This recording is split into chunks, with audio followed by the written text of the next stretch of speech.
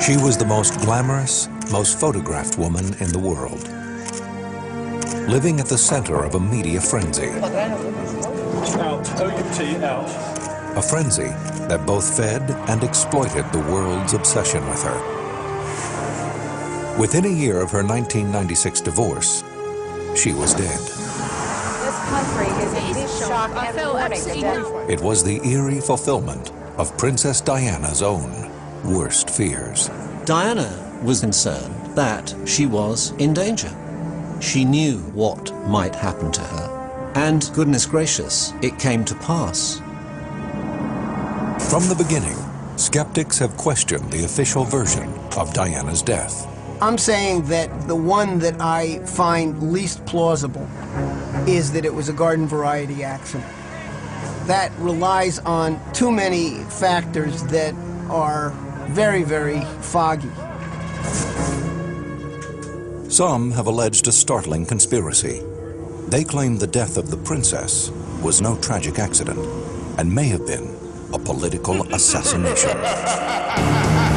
Broadcasting live from the dark and cold dungeons deep beneath the KLAV studios in Las Vegas, Nevada. Prepare yourselves to be taken away into another dimension as we now have control over your thoughts, fears, and perspective of the unexplained world you dare not speak of. With your hosts, Lindsay Knight and Michael Knight. Ladies and gentlemen, we now open the gates to the paranormal and beyond.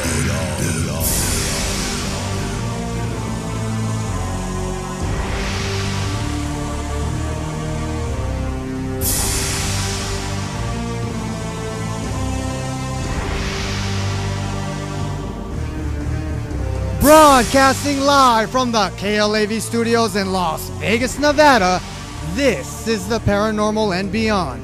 On the evening of Sunday, August 31st, 1997, a Mercedes-Benz S280 carrying passengers Lady Diana, the Princess of Wales, and her boyfriend Mohamed Al-Fayed sped off from the Ritz Hotel to evade the paparazzi through the streets of Paris when suddenly crashing into a pillar inside the tunnel of the Dialma underpass, killing both the princess and her lover.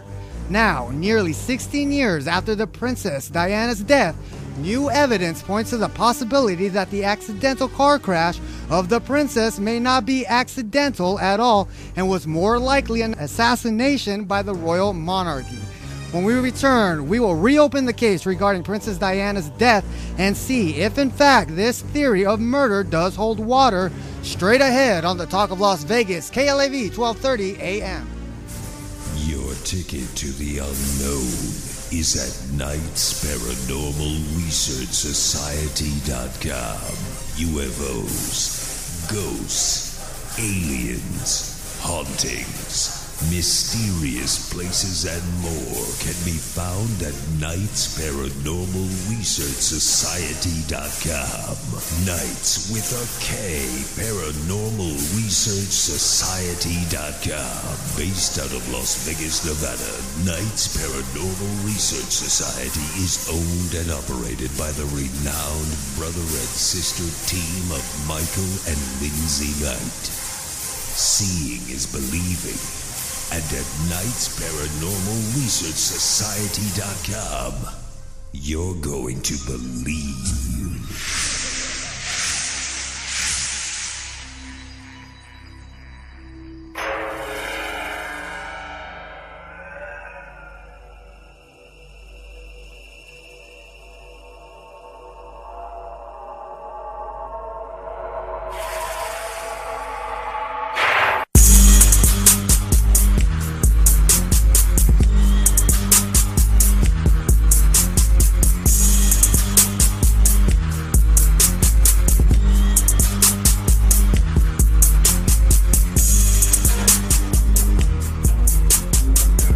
Alright, welcome back to another brand new edition of the Paranormal and Beyond. But first, be sure to check us out at knightsParanormalResearchSociety.com, where you can link up to all the past shows by simply clicking on that button above. That's knightsParanormalResearchSociety.com. Want to pursue a career in acting? Well, start acting right now by logging on to Hollywood Bound Acting Academy. HollywoodBoundActingAcademy.com. Once again, that's HollywoodBoundActingAcademy.com. Special shout out to all those listening to us online through the KLAV1230AM.com website, and all those driving around in the Vegas Valley listening to us on your car stereos. Much obliged. All right, we got a great show for you today. I'm your host, Michael Knight. Alongside is your hostess, Lindsay Knight, your radio evangelist, spreading the truth and knowledge and waking that alarm clock that resides inside of you. How are you doing, Lindsay? Good as always. How are you? I am just peachy, and we got a great show for you today because we're going to get into the death of Princess Diana. Was it an accidental car crash, or was it bloody murder from the royal monarch? And we'll get to that straight ahead. But first, let's get into the news. Topping the news for the paranormal and beyond this Wednesday, October 2nd, a 2-year-old in China is reported to have given birth to the undeveloped fetus of his twin. Zhao Feng of Huai was taken to the hospital after his parents noticed he had a bloated stomach and was having trouble breathing. Doctors found that Feng was actually carrying an undeveloped fetus inside his stomach and removed it through emergency surgery. The fetus was his conjoined twin that had been absorbed into his body inside the womb. Doctors surgically removed the fetus, noting that Feng would have died if the parasitic twin hadn't been removed. The dead fetus was about 10 inches wide and had a fully formed spine and limbs. This is the third case reported since 2008. In other news, Halloween isn't just for kids anymore. A nude haunted house will scare your pants off. A haunted house attraction is throwing it open its creaky doors to those willing to bear all on a special naked and scared challenge night. The event at Shocktoberfest is Sinking Springs, Pennsylvania, dares participants to either lose their pants completely or keep on their underwear. Nude or prude as they venture through the unknown haunted house, the idea was inspired by the Discovery Channel show. Shocktoberfest has created this experience so their customers can explore a new level of fear. This is about fear and pushing oneself out of their comfort zone. Reporting the news for the paranormal and beyond, this is Lindsay Knight. All right, a nude haunted house will do more than just take my pants off. You know, what is this world coming to that now we have haunted houses that are holding nude people coming in? Well, that's a trick or treat for you in its sense right there. No, but and then the baby having a baby is just out of this world. Well, I mean, that is a sad and tragic situation. So what does this make its baby? It's like, that's where it's twin sister's mother? No. Paching. I don't know. All right, let's get into our main topic, which is Princess Diana and the murder that shrouds her mystery. A lot of people are already sold on the fact that she died of a car accident because Henri Paul was supposedly drunk, and this echoed out for 16 years now, and now new evidence is surfacing that this is not the case because a lot of the investigation was botched. If you look at it from an outsider point of view, and I would say a conspiracy theorist, open-minded point of view, let's start off talking about the royal family. Okay, because it goes way back. When we're talking about murder within the walls of the British monarchy, it's been happening throughout their whole existence, hasn't it? Well, I mean, not to say that, we don't want to talk bad, of course, about the monarchy, but I mean, what can you say? They have been pretty much offing themselves since the beginning of time. I mean, that's just the way of life for them. And who knows if this actually did take place even in 1997 when Diana died. Well, I wouldn't doubt it, because if you go and look back through the kings of kings and queens, they all had their share of dirty, bloody hands. I mean, we could look at the first Queen Elizabeth, who murdered her first cousin, Queen of Scots. Remember that? Oh, yeah. Then we had Henry VIII, who murdered, two of his wives. And if you look at and then it goes back even further, because there's been a lot of deception, and it's all due to preserving the lineage of future kings and queens. I mean, there's stories of incest going back, and I believe it. And now you have the Princess Diana thing. And basically it was found like she was treasonous for what she's done. All right. So now we know the whole story. She did get married, but there was a lot of troubles going on with the marriage. A lot of it leaked, as well as we know. Well, we know that when she was married to Charles, she was very depressed and very unhappy, and she was suffering from bulimia at the time. This was an arranged marriage, especially since she was a child. You grow up, especially in this type of monarchy, when you're a child and you're born, they automatically say, okay, when you get older, this is who you're going to marry. So she was endowed to Prince Charles, who was actually dating Camilla at the time. And lo and behold, he didn't marry her after Diana passed on. While their marriage was going on, he was still seeing her, and Diana knew about this.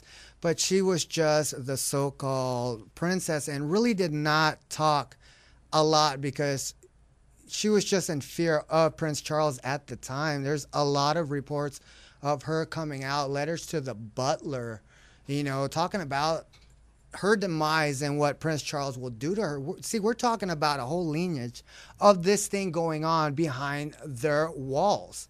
And it makes a lot of sense that you would be scared. This is an empire. It's a monopoly.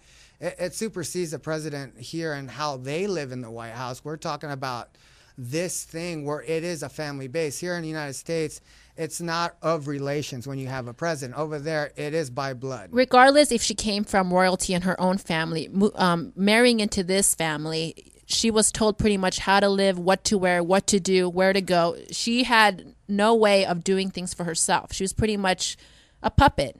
Absolutely. She was a puppet, but yet she was very outspoken. And that's one thing that everybody knows about Diana. She's very humanitarian. She would help a lot of people, but at the same time, she was hiding this facade that she was basically dying inside because of her marriage falling apart, her husband cheating on her. And not only that, she basically, no pun intended, had this big crown on her head and had to live a certain way as royalty in front of the public. You can't show weakness when you're a king or a queen because you can never do that. And going out through her whole time, like I said, she did write a letter in 1993 to her butler that the Telegraph ended up getting, that the butler turned in. And basically the letter said that my husband is planning an accident in my car, brake failure, or serious injury. Now this is already going out. And let's say before this happened before this. She wasn't the only princess who died in a car wreck, because I think 1986, another princess with her sister also had a car accident. But now when we look at the car accident itself. Don't forget Grace Kelly as well. Oh, yeah. So now we look at the whole car accident and all this. Doesn't make sense. Are we going to buy that Henri Paul was drunk and just close the book at it? Because there's a lot of anomalies when we go to that. All right. We all know she was on a sabbatical with Dodi Al-Fayed. Okay, and they came to Paris, and a lot of pictures of them on their yacht and all this. Well, let's talk about Dodi Al-Fayed first of all. Who was he? Because after she got divorced from Charles, she was alone, but she was still depressed because she wasn't expecting to get divorced. Well, she was actually seeing somebody else. It was another Muslim who was a surgeon. And they say this is her true love. However, the guy did not want the limelight because you are dating a princess, and it's this whole fairy tale thing. And it was too much for him. He wasn't into that whole limelight stuff. So he broke it off with her. And this really broke her heart. So there's a lot of speculation saying, did she really love Dodi Al-Fayed? Or was she using him just to make her other lover, who she really loved, jealous? However, let's get to this character, Dodi Al-Fayed. Dodi Al-Fayed is the son of Mohamed Al-Fayed, who is the owner of Harrods department store, which is the biggest chain in Europe. And they're an Egyptian family who is very wealthy, of course. So yes, she was dating him at the time. And there was a lot of pictures that came out on the Inquirer when they were on vacation on sabbatical.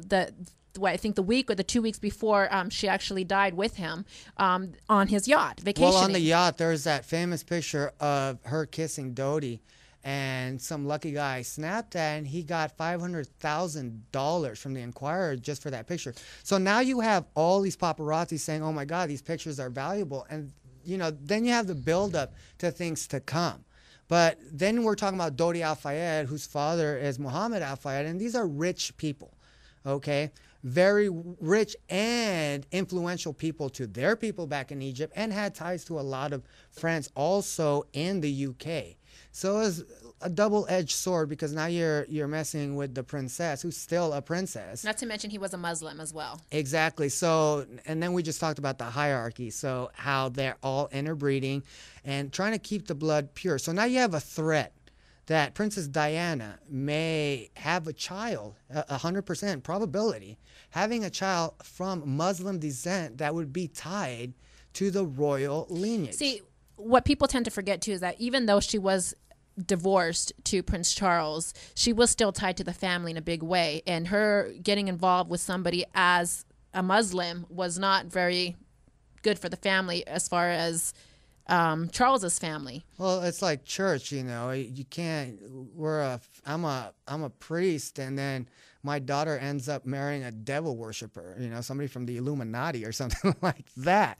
But that was a no-no. It did not sit right. And then the possibility of having this offspring, which is in a total different religion, just looks really bad. And not only that, you have Princess Di, who's out there and was basically the main focal point of the whole royal family. It took away attention from, you know, Prince Philip, Prince William, and they were all looking at, you know, well, she was doing a lot of humanitarian work at the time, huge amount of humanitarian work, especially when it came to the landlines. Even after her divorce. Oh, yes. And so she was the main political figure when it came to the royal family. And it's very strange that you would think that this one princess became the main figurehead, and you would think that it would be the second reigning queen, Queen Elizabeth, but it was not actually. It was all Princess Diana. But what was it about her that made her stand out so much? Was it because she was this sweet, innocent woman that was, you know, taken advantage of by her then husband?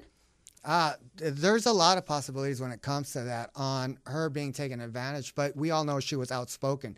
She did a lot of interviews she wasn't supposed to do, because when you're talking about the royal family and we're talking about a tight bloodline here, it's not like our government. You know, you hear a lot of stuff and that's it, because there's different branches of government. When you hear stories come out of, you know, Buckingham Palace, you're talking about it could be your sister, your cousin, who is backstabbing you, but we went through history. This is what they do. It's not surprising that they kill, you know, their own kind and their relatives. And it's possible that they did this today. And there's a lot of reasons why. One is the religion base, because, you know, the Muslim whole thing, bringing that into the royalty, because basically if she did have, you know, a kid, yeah, he wouldn't take the throne, but he'll be attached to the bloodline. That will go on for years, and they don't like that to happen.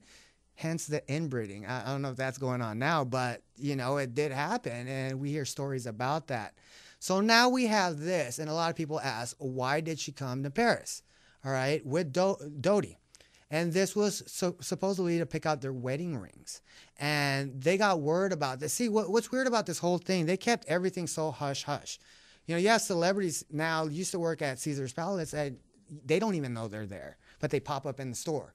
You know, somehow the paparazzi, and not only that, you know, MI6, their CIA, knew their whereabouts every time. So somebody was spilling the beans on what was going on. Not only that, there was undercover agents seen throughout their whole stay there up until their death, you know, and there's a lot of talk. Are they responsible for it? Well, there was, you hit on a key point, because you said that during their stay on the yacht, there was one guy who got paid $500,000 for taking a picture. That guy was actually on board. He was there taking pictures, and this was James Anderson. He was the godfather in the European community for paparazzi. Not only that, he was a low-level MI6 agent at the time. James Anderson is a very shady individual, because I'll get to him later, and this is pertaining to the Fiat Uno. He is tied into this somehow, and I'll explain that later. But they were supposed to pick up wedding rings, and this was said to be when Diana was going to come out and said, I'm marrying Dodi Al-Fayed. Okay, this got word to back at the palace and basically enraged everybody. Not only, you know, Charles, but you're talking about the Queen and how this is a threat to their monopoly. Basically, it's all about power and control. And if, like we looked back in the past, they don't care if you're related by blood, but if you do something, especially this, you know, you're considered treason. And what do they do back in the days if you're treacherous? Well, they would chop your head off, but we can't do that today. All right. There is one thing, okay, in 1995, in the show called Panorama, She appeared and did a long interview with Martin Bashir. This is like your Barbara Walters one-on-one thing. And she said something that you do not say whatsoever. And they were getting very deep. She basically said something that sealed her fate and basically her life. And this is where everybody said was the catalyst to her murder because of just something just out there what she said. Lawrence, can you play The King? Do you think the Prince of Wales will ever be king? I don't think any of us know the answer to that. And obviously it's a question that's in everybody's head. But who knows? Who knows what fate will produce? Who knows what circumstances will provoke? But you would know him better than most people. Do you think he would wish to be king? There was always conflict on that subject with him when we discussed it. And I understood that conflict because it's a very demanding role, being Prince of Wales. But it's equally a more demanding role being king. And being Prince of Wales produces more freedom now, and being king would be a little bit more suffocating. And because I know the character, I would think that the top job, as I call it, would bring enormous limitations to him. And I don't know whether he could adapt to that. Okay, basically, she just raped the Prince of Wales on national TV, saying this guy is incompetent to be king. If this was heard back in the 18th century, you lose your 16th century. Wherever, anywhere, you lose your head. You do not say that because, like I said, you never show weakness. She basically raped him on national TV, saying he is not fit and giving out very intimate details of their conversations. Like I said, this is not the White House. You're talking about this close-knit family who's basically rulers of generations. This is what said sealed her fate because of that interview. And she knew about this. She knew that she would not be queen at all. She had been prepped as a little girl to become princess. It was a fairy tale wedding. We all seen it. Elton John was there. Everybody was there. It's strange because it does make a lot of sense for this woman to now sever ties with the family, besides the children who are still in both their lives, that she's no longer a part of the family in that sense, but she has a lot of family secrets. And now she is involved with this other, rich family. Who knows what she would have spilled or what would have came out. And it just so happens that she died and he died. Absolutely. There is a lot of, very secretive stuff that she did know. And for it to come out, like you've heard in that interview, she wasn't scared. She is a very outspoken lady. Not only that, she was loved more than the prince itself. Everywhere she went, it was all about, Princess Diana. It's a princess. It's more than a prince. Nobody cares about princes. They care about the princess because it's the whole fairy tale thing with the crown tiara and all that blah, blah, blah stuff. All right. But also during that interview, right? During that interview that Martin Bashir conducted on that show, Panorama, he asked her if she would ever be queen or think that she would ever be queen. And let's hear her response. Do you think you'll ever be queen? No, I don't. No. Why do you think that? I'd like to be a queen of people's hearts, in people's hearts. But I don't see myself being queen of this country. I don't think many people would want me to be queen. Actually, when I say many people, I mean the establishment that I'm married into, because they've decided that I'm a non-starter. Why do you think they've decided that? Because I do things differently. Because I don't go by a rule book. Because I lead from the heart, not the head. And albeit that's got me into trouble in my work, I understand that. But someone's got to go out there and love people and show it. And do you think that because of the way you behave, that's precluded you effectively from becoming queen? Yes, well, not precluded me, I wouldn't say that. I just don't think I have as many supporters in that environment than I did. Yeah. You mean within the royal household? Mm-hmm. Mm-hmm. They see me as a threat of some kind. And I'm here to do good. I'm not a destructive person. Why do they see you as a threat? I think every strong woman in history has had to walk down a similar path. And I think it's the strength that causes the confusion and the fear. Why is she strong? Where does she get it from? Where is she taking it? Where is she going to use it? Why do the public still support her? When I say public, you go in and do an engagement and there's a great many people there. And see, this is why everybody loved her. This is why all the people loved her, because she's a very outspoken woman who not only, you know, loved everybody, but she wanted to help everyone, you know, not like within the royal family where they do help people, but they're not as embracing as she is. Okay, now think about this for a second. You have a princess. At this time, she was still married, going through this was like the last days of her marriage, basically in 95, when it was all falling apart. Now you have a queen, not a queen, but a princess, talking about she'll never be queen. That is a very, very bold statement to say unless your life has been threatened. We all know in 1995, she wrote that letter to her butler saying that Prince Charles was planning a car accident. I already told you it has happened before with a plot to kill, you know, future hierarchies, whether it's in different states, whoever is at the time as a leader. You basically heard her say that she'll never be because of the current times as it is. She is talking about the House of Windsor. All right. She is talking about the crest. She is talking about the crown, where she lives in, and how she'll never be that. We all know, if we go back to Henry VIII, with what happened with Catherine, you know, being dragged across for that. And also, who's that? His other wife who got her head chopped off? Anne Boleyn. Exactly. So there's already history that you don't play that. Now, this is the same interview where she talks about Prince, you know, William not able to handle the crown of being king. So what would possess her to do this? Was she down at her wit's end and basically she could? This is a woman who can't hide. You can't crawl under a rock when you're a princess.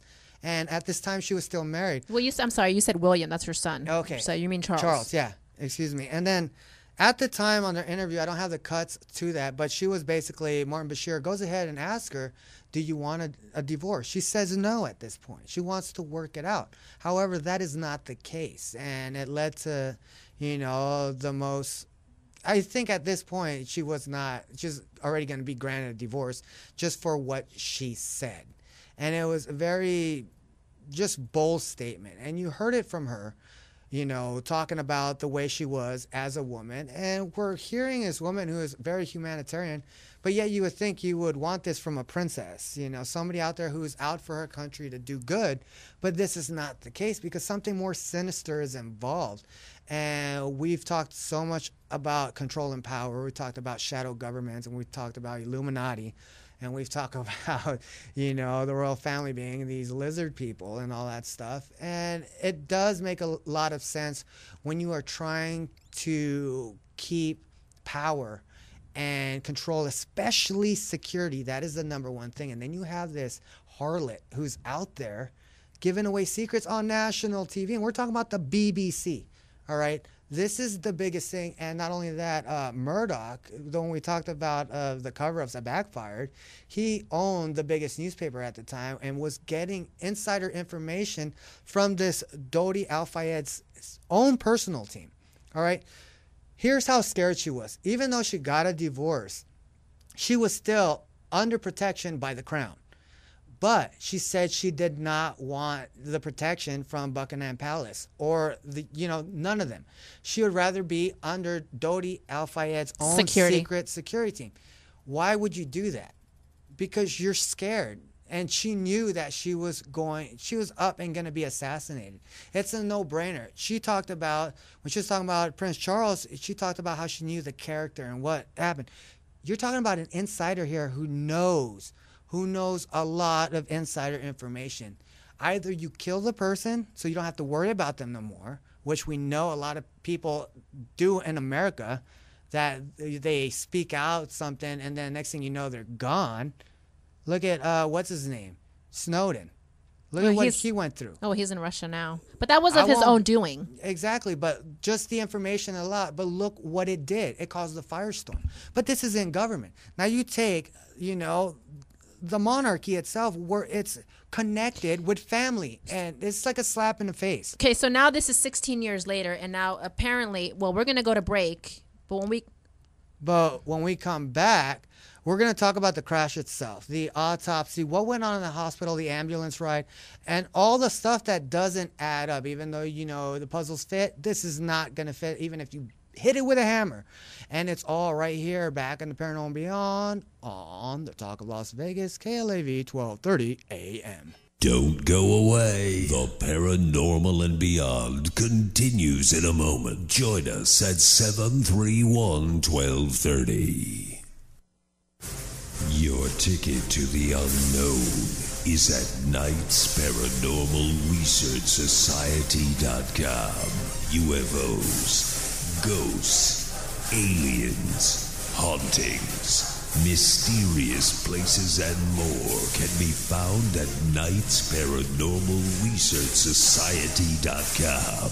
Knights with a K, paranormalresearchsociety.com. Based out of Las Vegas, Nevada, Knights Paranormal Research Society is owned and operated by the renowned brother and sister team of Michael and Lindsay Knight. Seeing is believing. And at knightsparanormalresearchsociety.com, you're going to believe.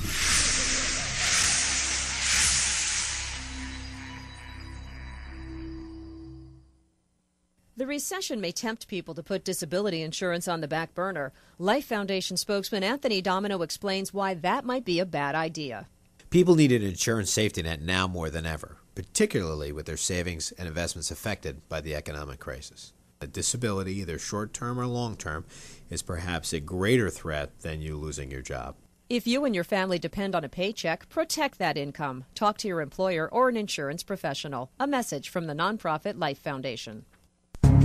Michael Vick's guilty plea didn't solve the problem of dogfighting in America. Over 250,000 dogs are still forced into this senseless and barbaric industry. I'm Wayne Pacelli, president of the Humane Society of the United States. We're offering a $5,000 reward for information leading to the arrest of any person involved in animal fighting. Visit us at humanesociety.org and help us crack down on this crime. A message from the Humane Society of the United States. Visit us at humanesociety.org.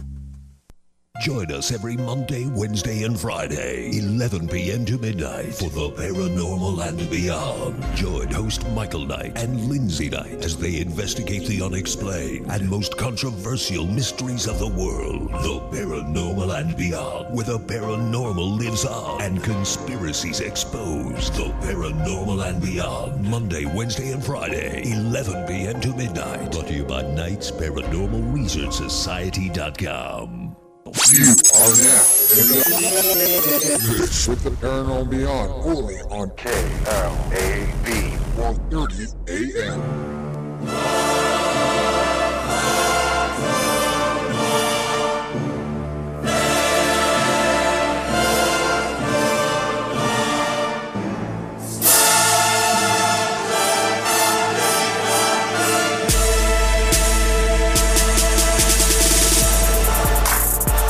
All right, welcome back to the Paranormal and Beyond. If you are just tuning in, we are talking about the mysterious death surrounding Princess Diana. Remember to check us out at knightsparanormalresearchsociety.com, where you can catch up to all those past shows and check out our friends at EOG Sports.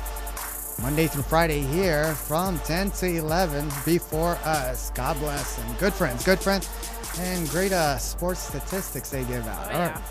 All right, let's get back into the show. We left off about Diana. We got to know basically the in-depth, the family itself. We got to hear from Diana, and basically we can hear the scaredness in her voice. Basically just closed off and didn't know what to do. So let's get to the night of the accident. All right, and talk about, starting at the Ritz Hotel, which was owned by Mohamed Al-Fayed at the time. Oh, yeah. Okay, basically they were there. Mohamed Al-Fayed advised them not to leave the hotel. Nobody knows why they actually left. But during the time, part of their security detail they had was there. But when we talk about Henri Paul was always with them, okay? But he decided to take the night off. But weird enough, he came back. He came back and met up with Dodi and Princess Diana. And there was witnesses that said they seen him earlier, 2 hours earlier, talking to somebody they recognized in the MI6 and getting handed off cash. So there's already another whole theory of a conspiracy if it was him. But then people say, but why would he get killed off like that? Was he a suicide driver? I don't think that is the case. I think it was more like collateral damage. Well, there was 4 people in the car. Okay, we have Princess of Wales, Diana. We have Dodi Al-Fayed, and then we have Henri Paul, which was the driver at the time, and then we also have the bodyguard, which was Trevor Reese. Okay, so what happens before that? It's around like 11 something, and they told, Dodi told a crew, his security team, to send out in the front a mock-up, motorcade. So basically there was a limo there, and this was to throw off the paparazzi. However, the paparazzi wasn't that dumb. And they were, like I said, they were tipped off from the beginning. They knew everywhere what was going on. So out waiting in the back of the Ritz was this Mercedes 280 that they were going to take off to. Now the question is, Dodi Fayed's apartment was only 5 minutes away. However, they did not go that route. And they got in and basically sped off. And reports stated that Henri Paul was going twice the speed limit and entered the tunnel at 90 miles per hour. Okay, there's a lot of speculation on that itself, because when they recovered, they detained a lot of paparazzi. There's that famous footage where they're all on the short bus getting pulled away by the police. However, when they talked to all the paparazzi, they said they did not witness the accident. Now, this correlates to the pictures that the police also took from their cameras. All they had was pictures of the Ritz, and then it jumped to the accident itself. They did take pictures of the wreck, when it was there. So we know that the paparazzi wasn't there. And then we have witness reports that there is this motorcycle with a flash of blinding laser light that was flashing the car, because there's witnesses who've seen this before the crash. And also a Fiat Uno that was at the scene that happened as well. All right, so it leads up, and witnesses say that they seen the Mercedes enter the tunnel. But there's 2 roads that lead into the Tunnel de Alma, right?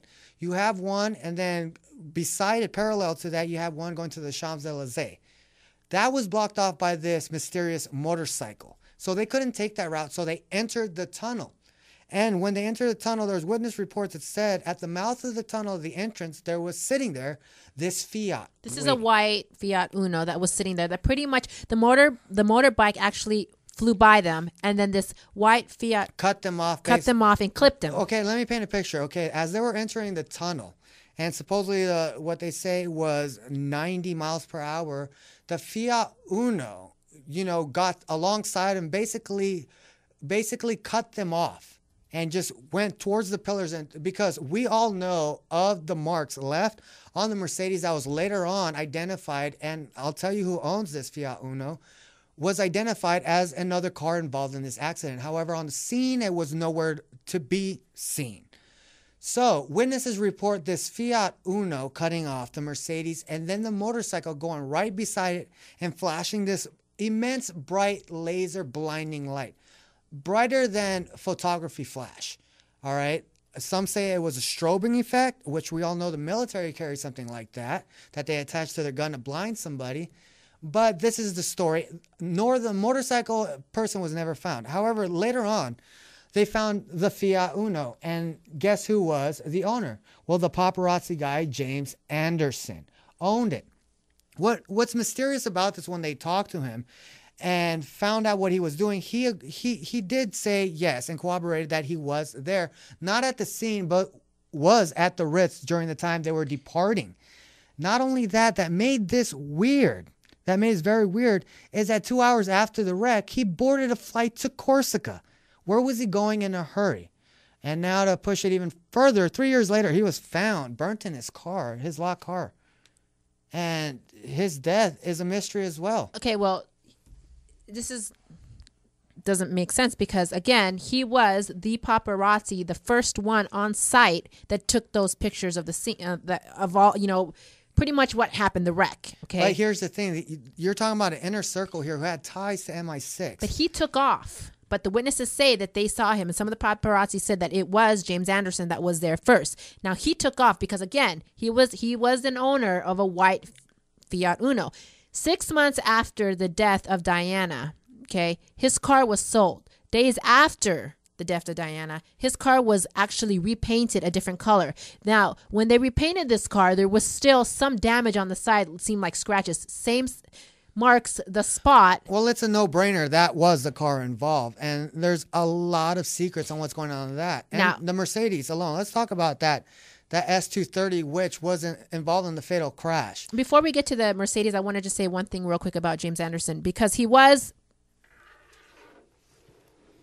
found dead in his car, locked from the inside. Burnt to a crisp with a bullet to his head. Okay. And it was ruled out a suicide.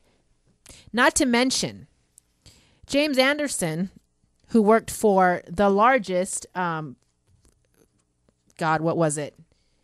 It's like the Inquirer. He worked for the largest media publication. Yes, in Europe. His somebody went into right after he was killed. So I'm talking about now days right after he's attempted suicide and killed himself, and it's all over the news. Somebody broke into his office where he worked for publication and shot the security guard and stole, only in his area, all of the incriminating evidence. I'm talking about like the wreck, the pictures, everything. It was all gone. Never seen again. Well, there's no doubt he was involved. There was something that ties him to this, and they found out that this implicated, and this is basically where this whole theory came up that she was murdered. Now let's talk about the crime scene itself. And this ambulance ride and just the whole police in general and how they took care of this. And then the hospital, everything does not make sense. All right, we are talking about the most prominent figure here in the UK who is in a fatal car accident. During the time of the crash, like I said, paparazzi was there taking pictures. Not only that, coming on the southbound lane at the same time the Mercedes hit the 13th pillar was a doctor driving on the opposite lane. He stopped and got out. When he came upon the scene, he said and quoted that everybody in the car, Diana looked the best out of everybody. And you said also that Diana was also still talking. She was still... Well, she was actually the only one that lingered on. And she kept saying, "Oh my God, oh my God." So she was aware somewhat of what was going on. Okay, these are witnesses on the scene. And then we had the ambulance come, and this was 15 minutes later. Their statement says that she went into cardiac arrest at the time, and they were trying to resuscitate her, in which they did. Now, the ambulance ride is a weird thing. Experts tested this out on the busiest traffic day and also on a rainy day, the most congested day. They calculated that it only took them 11 minutes to get from the De Alma Tunnel underpassage to the hospital. However, it took an hour and 45 minutes for this ambulance to get there. Like I said, we are talking about the most prominent figure. If you're trying to save somebody's life, you're going to get there at all costs. Not only this, they also stopped their ambulance in front of a museum, which is basically across the street from the main doors to the hospital. You can actually walk there and it'll take you 2 minutes. So what we're talking about here is that from the time of the crash to when the ambulance got to the scene, it took almost 2 hours for them to get to the hospital. So if we calculate that in miles per hour, you're talking about 2 miles per hour. Knowing that there was a hospital within 5 minutes away from if she was to get helicoptered to this hospital, which was 5 minutes away, and it's a 20-minute drive, but she was taken to another hospital. Well, the ambulance driver, who was Michelle, was questioned later why they took so long. It was the command of the doctor who was in the back who stated that we need to go slow because it might jeopardize another heart attack. It does not make sense because you have all the state-of-the-art technology at the hospital to save her life. We all know ambulances don't carry that much equipment to do surgery on. So it's very peculiar in that whole ambulance ride. When authorities questioned both of them, if they remember the path, because obviously you want to know why it took so long. Did you go the scenic route? What happened? Both of them stated they can't remember. So if we're driving, anybody driving 2 miles per hour anywhere, you'll remember which turn, and you have a long time to see it. Now let's go back to the Mercedes, because I know you were talking about the Mercedes S280. Now this Mercedes that they were driving in apparently was the only one available that night, even though Doty had many and numerous vehicles that he could have used. Now this vehicle was stolen several months prior, but was actually returned a couple days after it was stolen. Okay, there was an EMS chip, the only thing that was missing from the car. The Mercedes dealership, who wanted to do an exam on the car to make sure, what was, if everything was correct in the car, nothing was, damaged, they were limited to what they can actually examine on the vehicle. So they were pretty much, turned away. This EMS chip, which is an electromagnetic system chip, is what actually is used in the vehicle for rotation of the car, all those electrical things. That was actually replaced. So that means that the replacing of that chip can actually control the vehicle. Yeah, that is a lot of talk that the car was controlled into the wall. That theory, to me, I'll go to the latter decision about the Fiat, because we know of the paint scrapes on the car that really happened. And Scotland Yard finding out basically what, who owned it, he was there on the scene, and all this kind of stuff.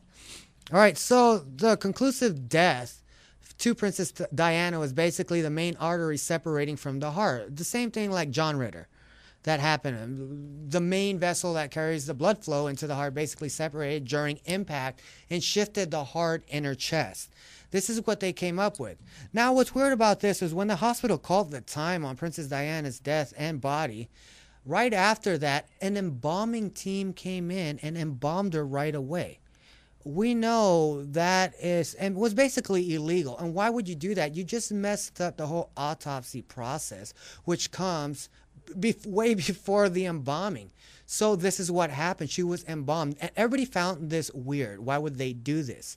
Okay, you basically preserve the body so in the way where you drain the blood and you destroy evidence. Not only this, 2 hours after the investigation at the Dalma Tunnel, it was getting hosed down and the car again taken away. You have people moving with great haste already. And like you said, Prince Charles came with an associate and removed the body. Well, he came the next day with Tony Blair and then removed the body 90 minutes later after they got to the hospital. Okay, so we know there's something fishy about that, and everybody out there, listeners, will be like, yeah, that is very, very Not fishy. to mention, let's go back to Henry Paul now. That's what I want to talk about. Now let's talk about the driver, okay, because their closing the case upon this was due to him being drunk and having high levels of Prozac in his system and being 3 times over the limit. He was, after everything was said and done, he was depicted as somebody who was a depressed drunk, but that drank all the time, and his alcohol level was supposedly over the 3 times. Exactly. Look over. Look what the paper wrote the next day. He was drunk as a pig. Well, I mean, so blatantly to be out there and say that right away, it's very astonishing when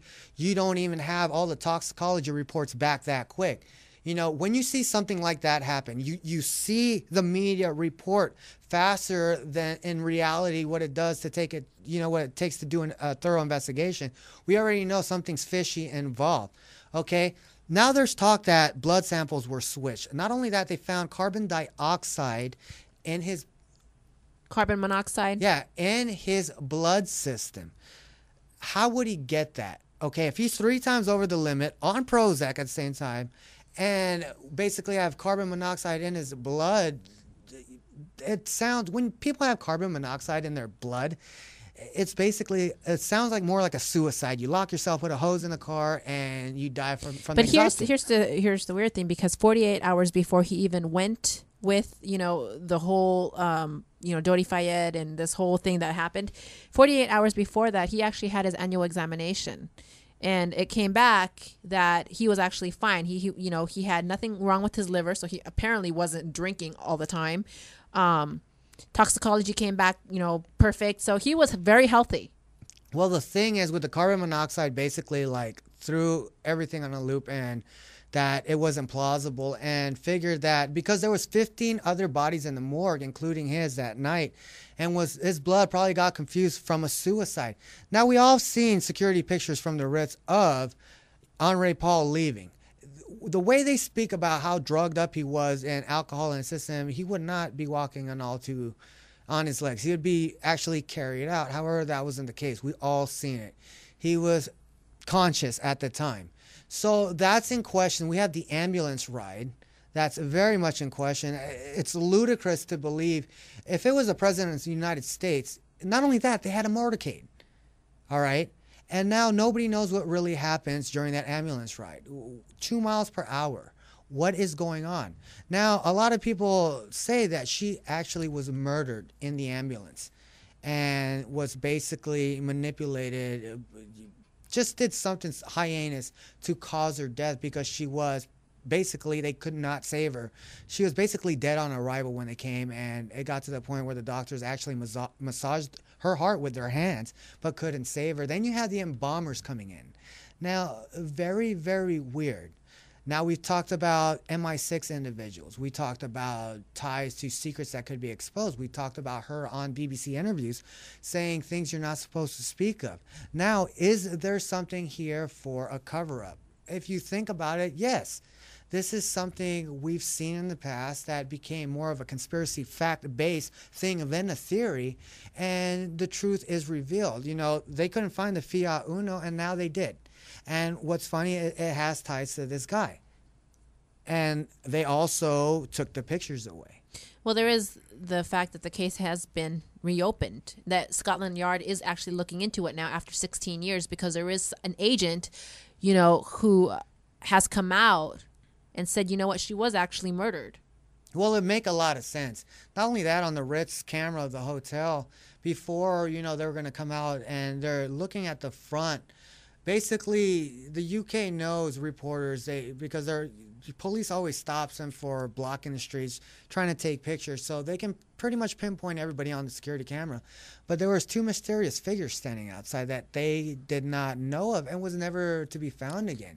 So we have a lot of people with ties to MI6, you know, secret government. So could it be because of the threat to the monarchy, the royal monarchy at the time, that the only way to silence her is sheer murder?